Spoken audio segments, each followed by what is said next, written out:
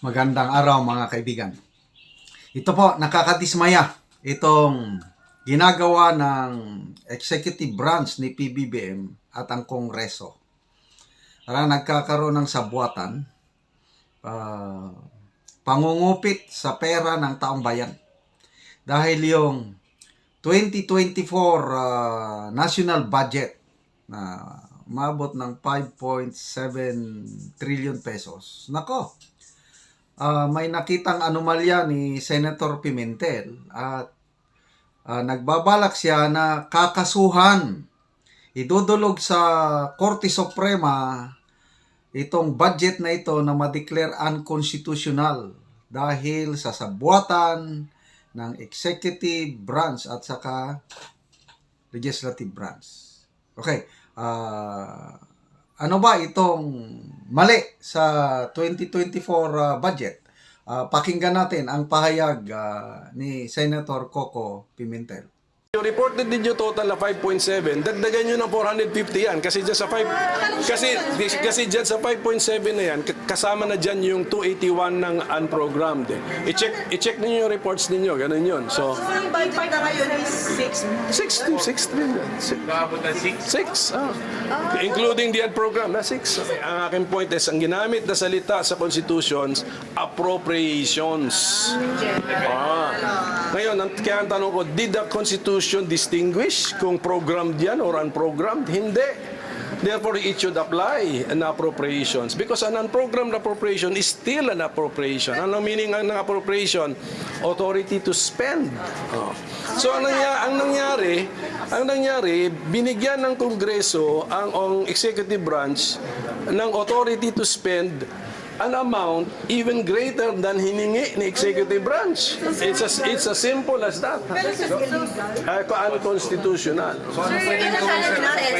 Pwedeng i-question eh. Sir, will you challenge that? Supreme Court. Will you Sir, challenge kayo ba that? mismo may plano kayo or Makiusap muna ako sa may mga abogadong willing to accept the challenge. So, very clear po. Salamat Senator Pimentel sa iyong paliwanag. Ang nire-request ng DBM, Executive Branch, is 5.7 trillion pesos. Kailang ang ibinigay ng Congress, aabot ng 6 billion pesos. Bakit? Merong 281 billion unprogrammed expenses. So, bakit may unprogram? Ang laki, 281 billion. So, ang appropriations, definition ni Senator Pimentel is authority to spend. Kaya nga, General Appropriations Act. So, ang Constitution nakalagay, dapat program lahat. Bakit may isiningit na unprogram? Kalukuhan talaga.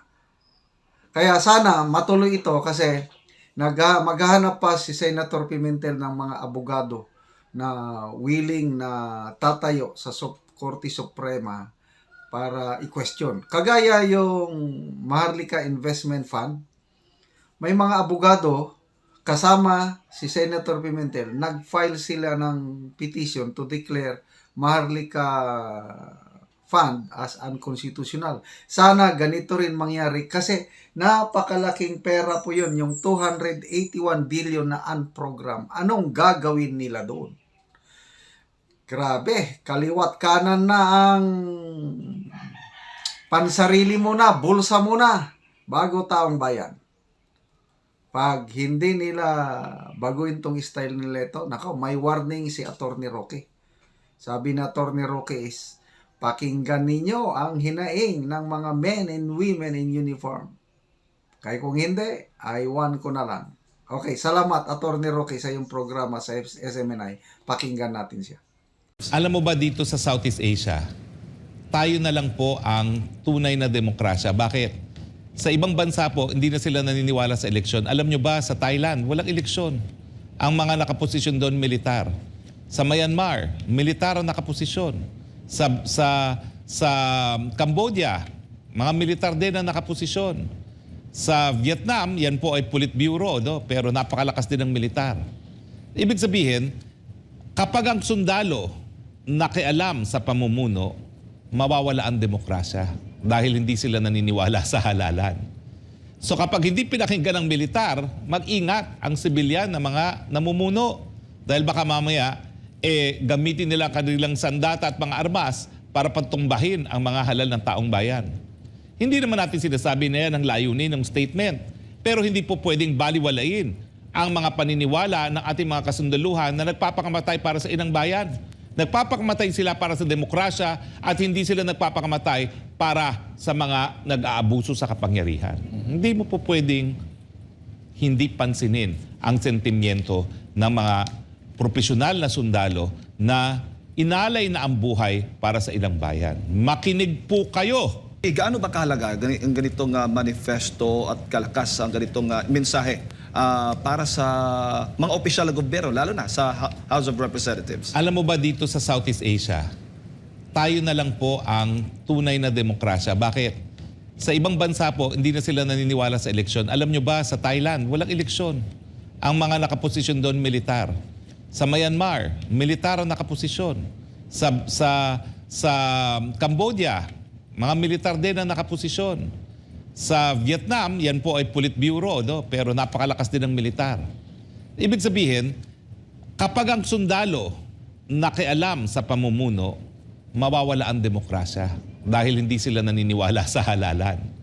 So kapag hindi pinakinggan ng militar, mag-ingat ang sibilyan na mga namumuno dahil baka mamaya gamitin nila kanilang sandata at mga armas para patumbahin ang mga halal ng taong bayan. Hindi naman natin sinasabi na yan ang layunin ng statement, pero hindi po pwedeng baliwalain ang mga paniniwala ng ating mga kasundaluhan na nagpapakamatay para sa inang bayan.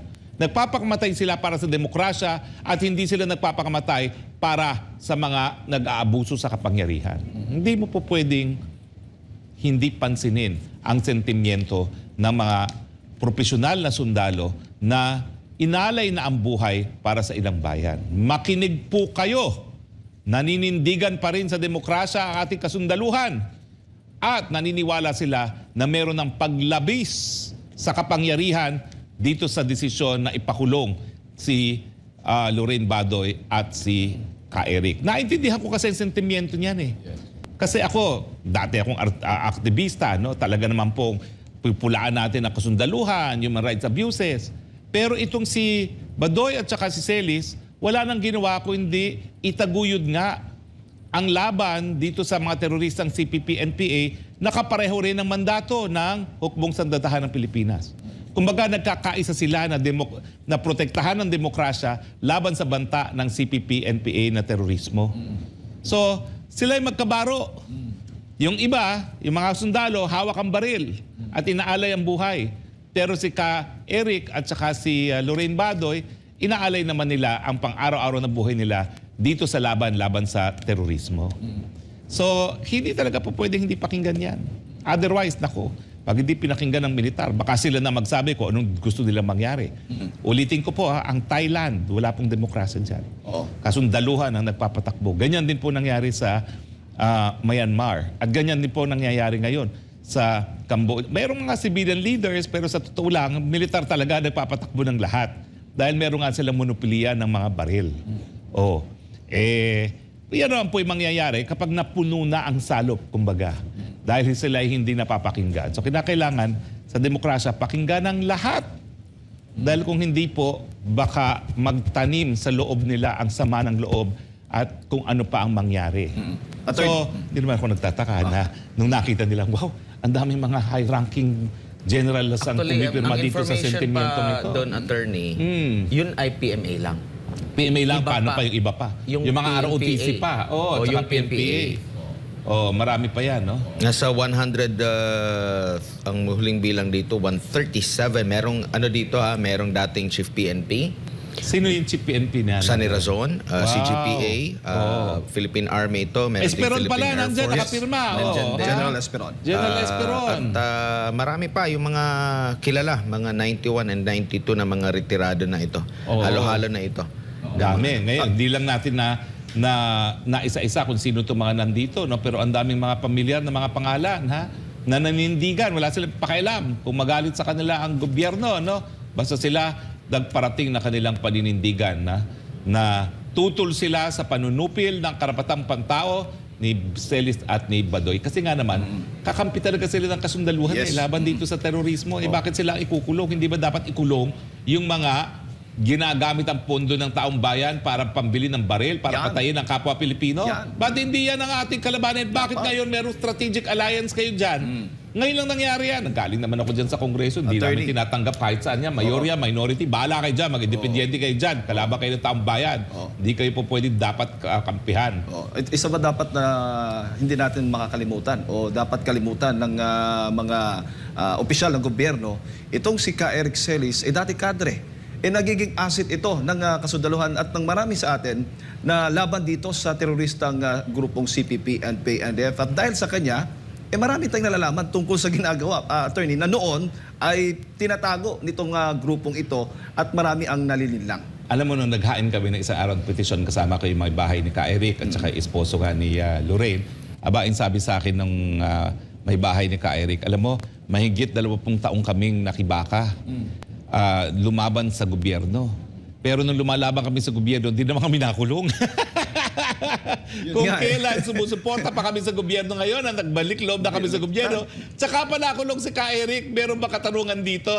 Yung kalaban sila ng gobyerno, hindi sila kinulong. Ngayon kakampi sila ng gobyerno, laban sa teroristang CPP, NPA, ngayon pa sila kinulong. Ay nako, where is the katarungan there? Nasaan nga yung katarungan dyan, mga kababayan? No? At bukod sa mga PMA graduates, mga general attorney, maging yung mga kasamahan, mga dating rebelde din, mga kadre ito, mga matataas din na mga opisyal sa teroristang grupong CPP-NP na nagbalik loob, ay patuloy na nananawagan din that time na nasa kamera pa sila na palayain nga itong si Ka Eric at Dr. Lorraine. At yung suporta na yan, attorney, ay hindi basta-basta din dahil malaking tulong ang naiambag nitong si Ka Eric din sa ating bayan at sa marami pang mga kadre na nagbalik loob nga sa gobyerno, naging asset ng gobyerno at hindi sila naging kalaban na ngayon, naging katulong, kapartner na ng ating kasundaluhan. Nakakatawa nga, nag-o-offer tayo ng amnesty, nag-o-offer tayo ng peace talks, and yet, yung nagbalik loob, siya pa ang kinulong. Samantalang yung mga pumapatay na mga terorista, ngayon, sila pa ngayon ang binibigyan ng free trip to Norway. 5-star accommodation pa. Ewan ko lang kung magbabiyahe pa yan ng business class, no? Nasa ang katarungan dyan? Mali po. Talaga naman po nagpapasalamat tayo sa ating mga kasundaluhan dahil kung sila po ay hindi natatakot harapin ang mga teroristang CPP-NPA, lalong hindi sila matatakot na paalam ang kanilang karapatan doon sa mga nag-aabuso sa kapangyarihan. Buti nga, patanong lang yun, attorney, dahil considering itong mga dating kadre, nagsisilbi sa teroristang grupo before, maraming alam din ito sa mga opisyal ng gobyerno na narito sa kasalukuyan. Hirap naman din i-divulge nila yan kung wala silang sapat na ebidensya. Pero personally, meron silang kaalaman hinggil sa mga nagaganap, hinggil sa mga ginagawa ng ilang opisyal, o maraming opisyal ng gobyerno. Nagtataka nga ako doon sa hearing, wala talagang frontal confrontation between doon sa mga kaalyado ng teroristang CPP, NPA at saka Ka Eric. Kasi alam niya yung mga katotohanan ng pinagagawa nila. Kaya nawawala sila pag nandiyan na si Ka Eric, di ba? Ano kayang kinatatakot nila, di ba? Oo. Ang Kongreso attorney, isa yan sa mahalagang parte ng ating pamahalaan dahil nasa kanila ang pagbabudget para matiyak yung proyekto na maipapatupad. Itong 5.5 trillion mahigit. 5 point, ilan na ba ngayon? I-double check ko lang kung yung halaga, no? Pero dito po sa 5.7 5.7 na. Tumaas from 5.3. 5.768 trillion pesos. Pirma na lang siguro ni Pangulong Bongbong Marcos ang kailangan dito. Ang highlights dito sa budget na ito na binuo ng Senado at ng Kamara ay ang pagtaas ng budget para sa Department of National Defense at ng Armed Forces of the Philippines sa gitna na rin po ng tumitinding tensyon dyan po sa bahagi ng West Philippine Sea. Maliban pa rito, nakapaloob din sa 2024 proposed budget yung suporta sa suporta sa self-reliance sa agrikultura. Hindi lang taasan ang income ng mga Pilipinong mga magsasaka at mangingisda at makatutulong din ito sa pagtiyak sa food security. Sana naman. Okay? Kasi mamaya, babasahin din natin kung ano naman ang pulso ng taong bayan kaugnay sa performance ng ating pamahalaan. Maliban dito ang edukasyon. Kasi nasa saligang batas naman natin, attorney, di ba, partner Jade, na mataas o dapat priority palagi sa budgeting ang edukasyon. Ganun pa rin, no? Sa 2024, dagdag na pondo para sa health sector sa pamamagitan ng augmentation sa DOH. Meron din ditong patuloy na pagbibigay ng ayuda sa mga indigent individual sa pamamagitan ng ito, mga controversial na tuloy ito, attorney, kasi minsan nadidikitan kasi ng mga politiko itong AIX, itong TUPAD, itong SLP, Cash for Work, Kalahisin at iba pa. Dagdag na pondo para sa housing program, pondo para sa infra, pagtatayo ng mga tulay, kalsada, railways at mga seaport, budget para sa pagprotekta sa environment at climate change at marami pa, pati na ang sa sektor ng turismo. Pero yan yung budgeting para sa 2024. Lumalabas naman dito, attorney, sa recent survey ng OCTA na National Government Satisfaction Rating, ang gusto or hindi satisfied o hindi aprobado, hindi kontento yung ating mga kababayan ay ang pagtugon ng pamahalaan sa inflation, sa basic Mataas na goods and management. bilihin. Bakit hindi na-address ng gobyerno? Yan ang pinakaayaw ng Pilipino. Pag-reduce sa poverty and hunger. Yan yung Pagpababa sa mga hanay ng kagutuman mga nagugutom. at kahirapan, no? Translator ako ngayong araw nito. At isa pa sa Ayos, top attorney. 4 sa pinakamababa ito, attorney, ha, yung paglaban sa graft and corruption. Medyo hindi masyadong Katiwalaan sa approved. gobyerno. Okay, Hindi tayo dito naman approve. tayo sa top na satisfied yung ating mga kababayan. Dandararan! Tignan natin kung nasira nila ang ating Vice Presidente. Dandararan! Ang pagbibigay. Ang number 1 na Pagbibigay. satisfied ang taong bayang Pilipino. Sabihin mo, partner. Pagbibigay ng kalidad na primary and secondary education. Palakpakan tayo kay BP Sara! 72% ang nagsasabi sa 1,200 na sinurvey ng Octa Research. Taas. Ang nagsasabing satisfied sila. Sinundan ito ng CHED na trabaho, yung tertiary and technical Palakpakan vocational natin! education. Sama na rin Si yung Popoy! TESDA dyan, kasi technical education, si Manguredato, tama ba kung di ako nagkakamali?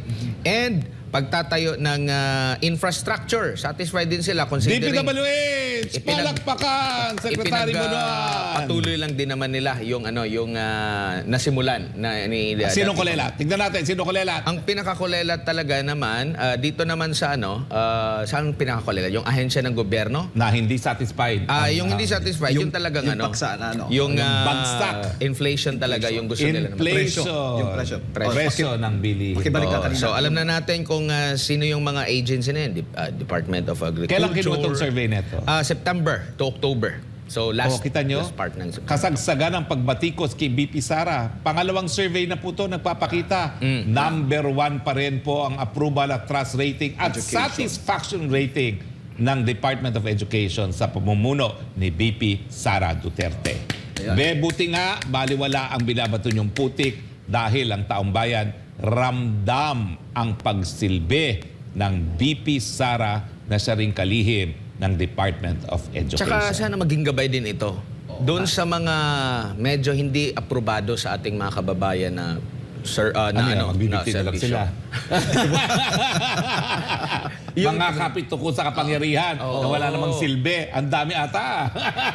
Di ba natalakay natin, attorney, with ekonomista? Di ba? Si Dr. Michael Bato. Ano ba? Kasi inflation yung ating gusto ng ating mga kababayan. Dalawa yan. Nagbigay siya ng Supply at saka demand side. Oo, nagbigay siya ng tip or hindi tip. Parang suggestion paano masolusyonan ito. Yun nga, yung pagpapatas sa productivity.